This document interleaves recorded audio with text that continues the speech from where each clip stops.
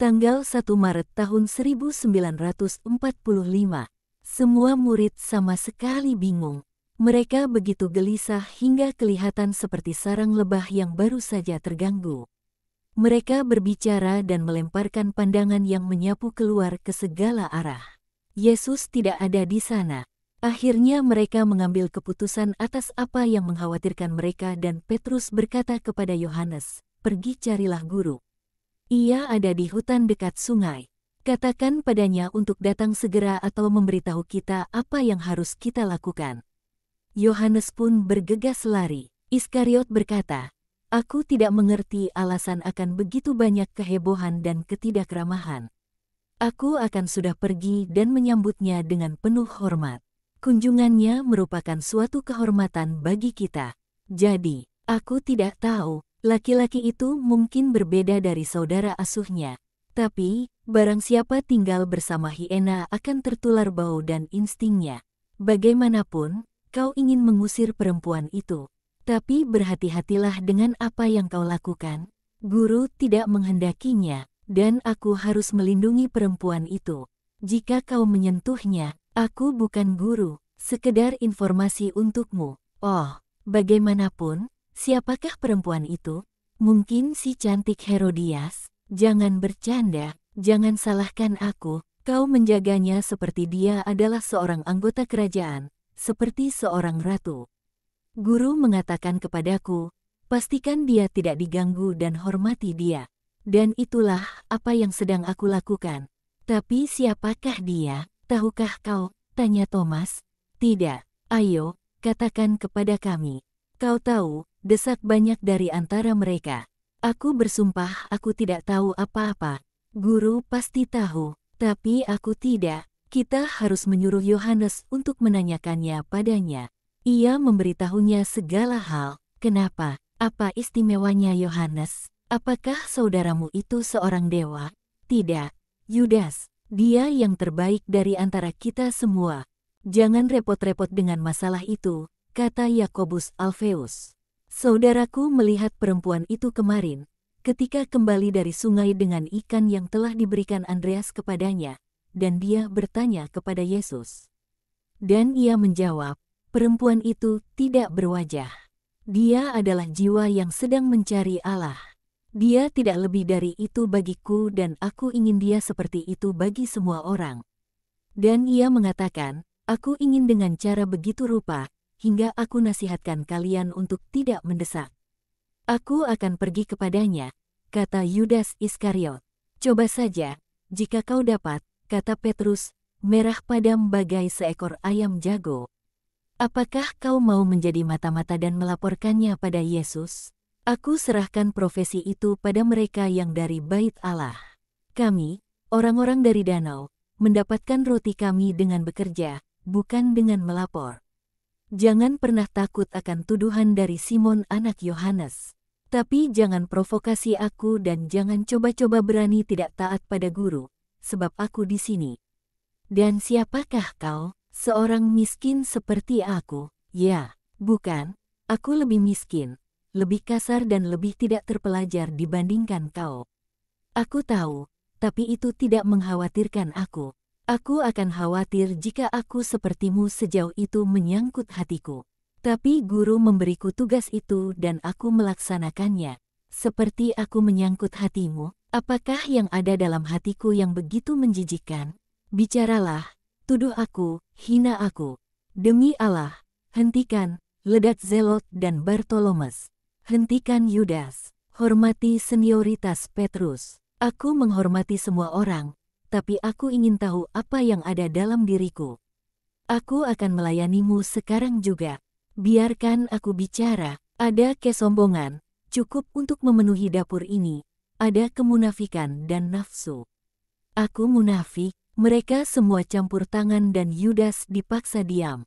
Simon berkata perlahan kepada Petrus, maafkan aku, sobatku, jika aku mengatakan sesuatu kepadamu.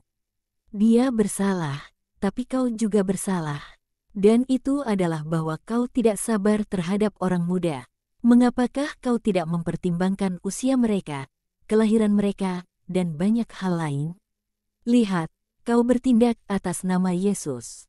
Tapi tidakkah kau sadari bahwa perdebatan-perdebatan macam itu melelahkannya? Aku tidak meminta dia, dan dia menunjuk Yudas, tapi aku mohon kepadamu, seorang laki-laki yang dewasa dan jujur. Ia sudah punya sangat banyak masalah oleh sebab para musuhnya. Mengapakah kita harus menambah kesusahannya? Ada begitu banyak permusuhan sekelilingnya. Mengapakah kita harus membangkitkan permusuhan juga dalam sarangnya sendiri? Benar, Yesus sangat sedih dan ia juga telah kehilangan bobot tubuhnya, kata Yudas Tades. Pada waktu malam aku dapat mendengarnya membolak-balikan tubuh di atas pembaringannya dan mendesah. Beberapa malam yang lalu aku bangun dan aku melihatnya menangis sementara berdoa. Aku bertanya kepadanya, ada apakah?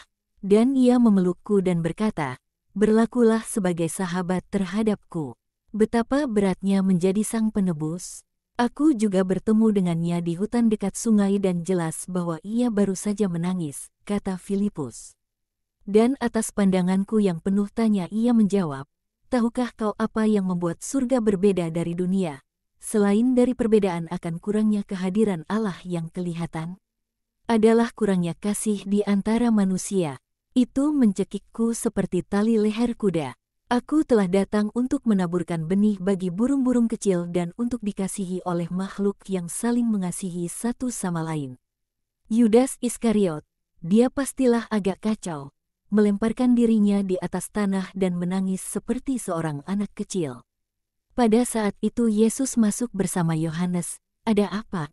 Mengapa menangis? Salahku, Guru. Aku berbuat salah. Aku mencela Yudas terlalu keras, kata Petrus jujur. Tidak, aku yang harus disalahkan. Aku membuat masalah bagimu. Aku tidak baik. Aku mengganggu. Aku membuat orang marah. Aku tidak taat, dan Petrus benar. Tapi tolonglah aku untuk menjadi baik, sebab aku punya sesuatu di sini, dalam hatiku, yang membuatku melakukan hal-hal yang aku tidak suka melakukannya. Dia lebih kuat dari aku, dan aku membuat masalah bagimu, Guru, yang kepadanya aku ingin memberikan hanya sukacita. Percayalah padaku, itu betul, tentu saja, Yudas, aku tidak ragu, kau telah datang kepadaku dengan hati yang tulus, dengan antusiasmu yang sungguh. Tapi kau muda, tak seorang pun mengenalmu, kau pun tidak mengenal dirimu sebaik aku mengenalmu. Bangun dan kemarilah. Nanti kita akan berbicara sendirian. Sementara itu marilah kita berbicara mengenai masalah yang menyebabkan kalian semua memanggil aku. Apakah bahayanya jika juga Menahem telah datang? Tidak dapatkah saudara asuh Herodes haus akan Allah yang benar? Apakah kalian takut untuk aku? Tidak, jangan takut, imanilah perkataanku. Orang itu telah datang untuk suatu tujuan yang jujur. Jadi mengapakah dia tidak menyatakan dirinya? Tanya para murid. Tepat karena dia datang sebagai suatu jiwa, dan bukan sebagai saudara asuh Herodes. Ia tutup mulut sebab dia berpikir bahwa hubungannya dengan raja adalah bukan apa-apa di hadapan sabda Allah. Kita harus menghormati sikap diamnya. Tapi jika, sebaliknya, dia telah dikirim olehnya. Oleh siapa? Oleh Herodes? Tidak. Jangan takut. Jadi, siapakah yang mengutusnya? Bagaimana dia dapat tahu mengenai engkau? Melalui sepupuku, Yohanes. Apakah kalian pikir sementara dalam penjara ia tidak berbicara mengenai aku? Melalui Huza, melalui suara orang banyak, melalui sikap dengki kaum Farisi. Juga daun-daun pepohonan dan udara berbicara mengenai aku, sekarang ini. Sebuah batu telah dilemparkan ke dalam air yang tenang dan sebuah pemukul telah menghantam gong. Gelombang menyebar semakin luas menyampaikan wahyu ke air yang jauh dan suara mempercayakannya pada jagat raya. Bumi sudah belajar mengatakan, Yesus dan tidak akan pernah berhenti menyebutkannya. Pergi dan bersikaplah ramah terhadapnya seperti kalian bersikap terhadap semua orang lain. Pergilah, aku tinggal di sini bersama Yudas. Para murid pergi keluar. Yesus menatap Yudas yang masih menangis dan bertanya kepadanya, "Baik, tidak adakah yang hendak kau katakan kepadaku? Aku tahu semuanya mengenaimu." Tapi aku ingin mendengarnya darimu. Mengapakah kau menangis? Dan lebih dari itu, mengapakah kekacauan ini di mana kau selalu sangat tidak puas? Ya, Guru, engkau telah mengatakannya. Aku cemburu dari kodratku. Engkau pasti tahu, dan aku menderita melihat begitu banyak hal. Itu membuatku resah dan tidak adil. Dan aku menjadi jahat padahal aku tidak mau. Janganlah mulai menangis lagi. Apakah yang membuatmu cemburu? Biasakanlah berbicara dengan jiwamu yang benar.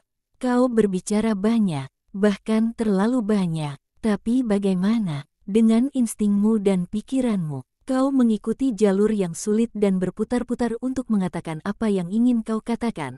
Aku berbicara mengenai kau, mengenai egomu, sebab sehubungan dengan apa yang harus kau katakan mengenai orang lain atau kepada orang lain, kau tidak menunjukkan kendali atau batasan.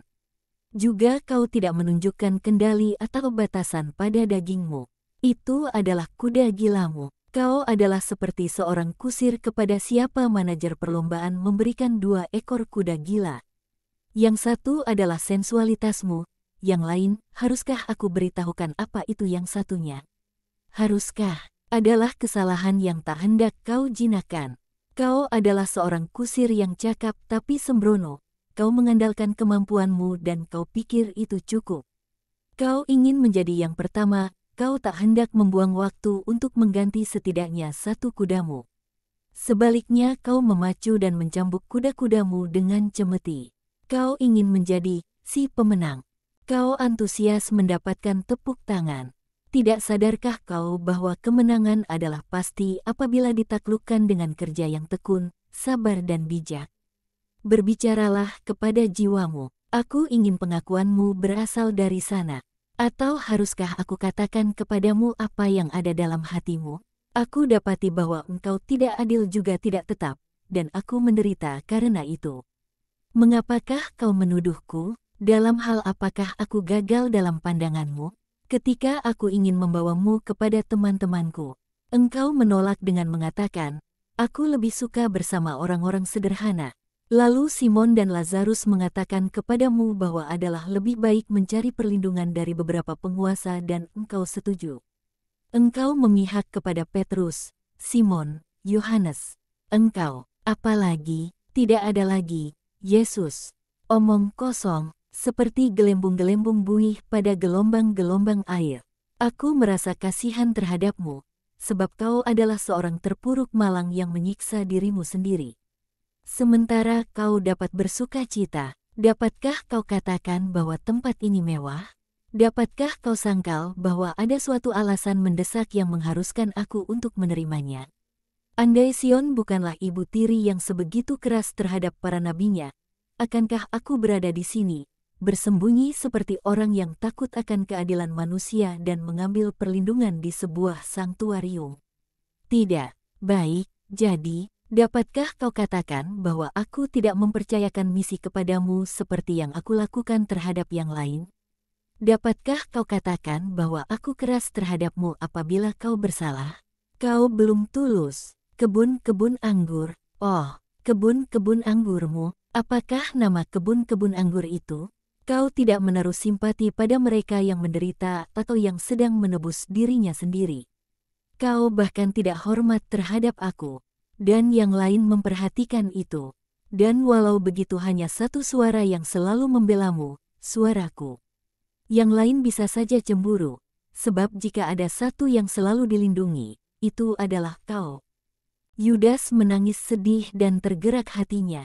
Aku pergi. Ini adalah waktu di mana aku menjadi milik semua orang. Kau tinggal di sini dan merenung. Ampuni aku, Guru. Aku tidak akan merasa damai hingga engkau telah mengampuniku. Janganlah sedih karena aku seorang anak yang nakal. Aku mengasihi dan aku menyakiti terhadap ibuku dan terhadap engkau. Dan aku akan melakukan yang sama terhadap istriku andai aku menikah.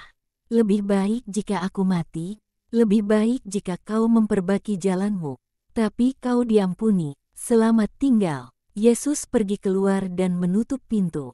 Petrus di luar, ayo, Guru, sudah terlambat, dan ada sangat banyak orang. Hari akan segera gelap, dan engkau belum makan. Bocah itu penyebab segalanya. Bocah itu membutuhkan kalian semua supaya dia tidak lagi menjadi penyebab dari segala hal ini. Coba dan ingat itu, Petrus. Jika dia itu anakmu, apakah kau akan berbelas kasihan terhadapnya? Mungkin dan mungkin juga tidak. Aku akan berbelas kasihan terhadapnya. Tapi, meski dia sudah seorang dewasa, aku akan mengajarinya sesuatu, seolah dia adalah seorang anak nakal. Andai dia anakku, dia tidak akan seperti itu. Cukup itu, ya, itu cukup, Tuhanku. Itu Menahem, yang mantolnya merah sangat tua hingga kelihatan seperti hitam. Dia memberikan ini padaku untuk orang-orang miskin dan dia bertanya padaku apakah dia dapat tinggal dan tidur di sini. Apakah yang kau katakan kepadanya? Yang sebenarnya, kami hanya punya tempat tidur untuk kami sendiri. Pergilah ke desa. Yesus tidak mengatakan sesuatu, tapi dia meninggalkan Petrus dalam kerepotannya dan pergi menghampiri Yohanes. Kepada siapa ia mengatakan sesuatu? Ia lalu menuju tempatnya dan mulai berbicara. Damai beserta kalian semua dan kiranya terang dan kekudusan datang kepada kalian bersama damai. Dikatakan, jangan menyebut nama Tuhan, Allahmu, dengan sembarangan. Bila manakah seorang menyebutnya dengan sembarangan? Hanya ketika orang mengutukinya? Tidak. Juga ketika orang menyebutnya tanpa membuat dirinya pantas akan Allah. Dapatkah seorang anak mengatakan, aku mengasihi dan menghormati Bapakku, jika dia melakukan justru sama sekali kebalikan dari apa yang Bapaknya inginkan darinya? Orang tidak mengasihi Bapaknya dengan mengatakan, Bapa, Bapa. Orang tidak mengasihi Allah dengan mengatakan, Allah, Allah. Di Israel di mana, seperti aku jelaskan kepada kalian 2 hari yang lalu, ada sangat banyak berhala dalam rahasia hati orang. Ada juga pujian munafik kepada Allah, di mana perbuatan-perbuatan si pemuji tidak selaras dengannya. Ada juga kecenderungan di Israel, mereka mendapati sangat banyak dosa dalam hal-hal lahiriah dan tak hendak mendapatinya di mana dosa sesungguhnya berada, yakni dalam hal-hal batiniah. Di Israel ada juga kesombongan bodoh, suatu kebiasaan anti-manusiawi dan anti-rohani.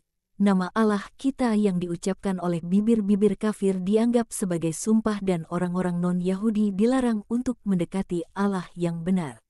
Sebab itu dianggap sakrilegi. Itulah situasinya sejauh ini. Tapi sekarang tidak lagi demikian. Allah Israel adalah Allah sama yang menciptakan semua manusia. Mengapakah melarang makhluk merasakan ketertarikan kepada penciptanya?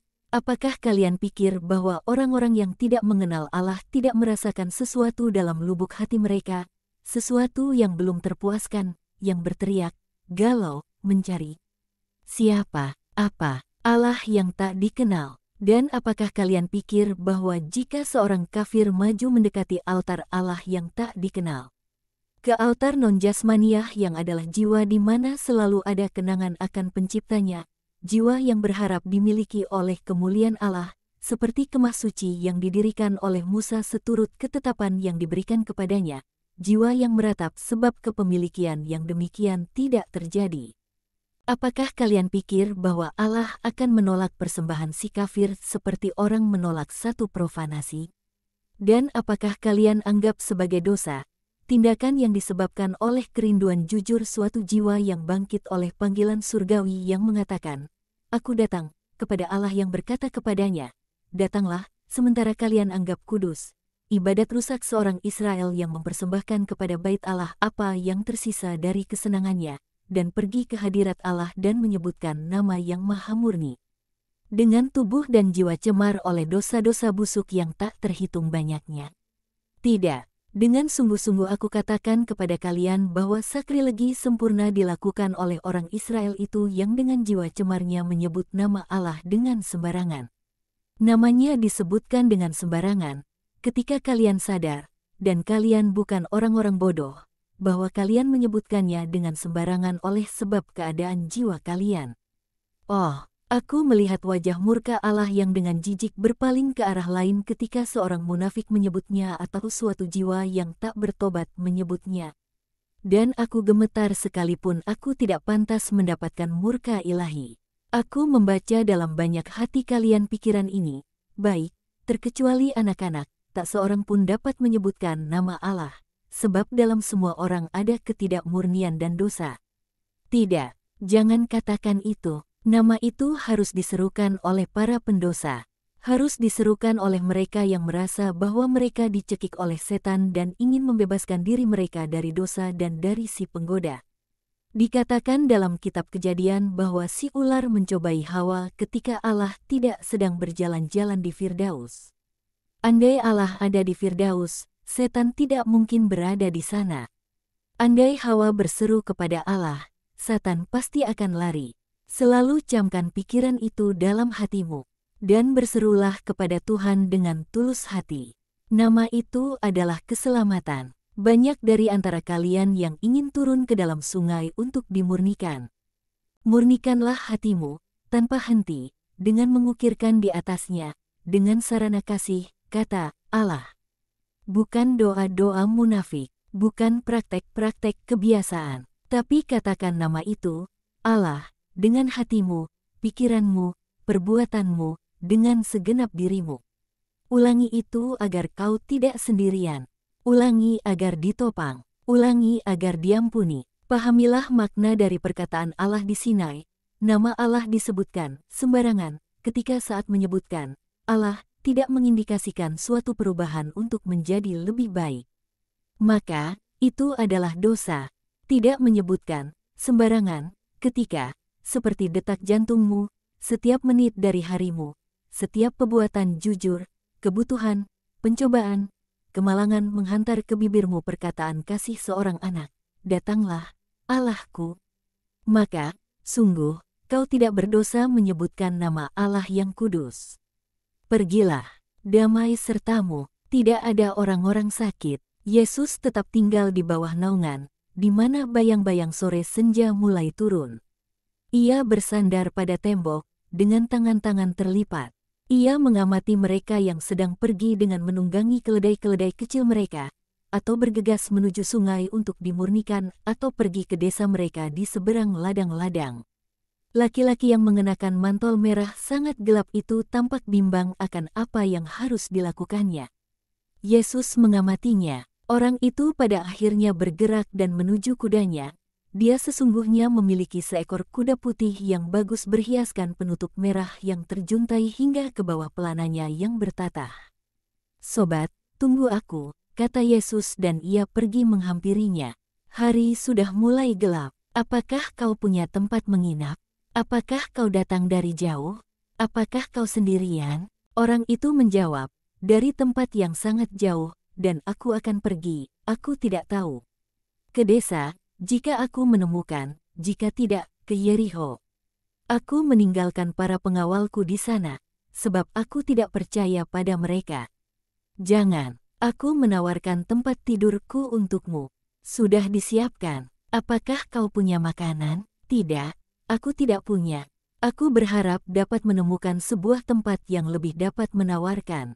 Tak kekurangan suatu pun. Tak suatu pun, bahkan tidak kedengkian terhadap Herodes. Tahukah engkau siapa aku? Hanya ada satu nama bagi mereka yang mencari aku, saudara-saudara dalam nama Allah.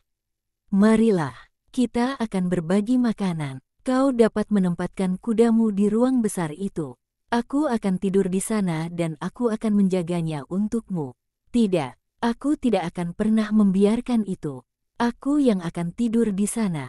Aku menerima rotimu tapi tidak lebih.